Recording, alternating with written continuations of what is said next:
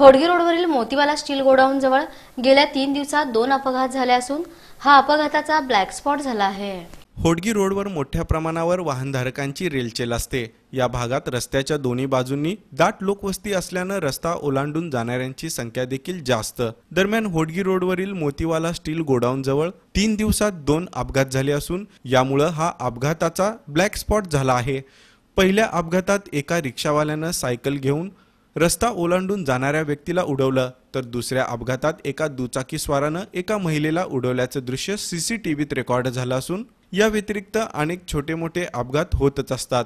या ठिकाणी speed breaker तसंच पांढरे पट्ट्या मारणे गरजेचं असून त्याचप्रमाणे रिक्षा चालकांना वेगावर नियंत्रण ठेवण्यासाठी ट्रॅफिक पोलिसांनी लक्ष देणं गरजेचं असून ट्रॅफिक पोलीस आणि पालिका प्रशासनानं अपघात टाळण्यासाठी उपाययोजना करावे अशी मागणी नागरिकांमधून व्यक्त होत आहे।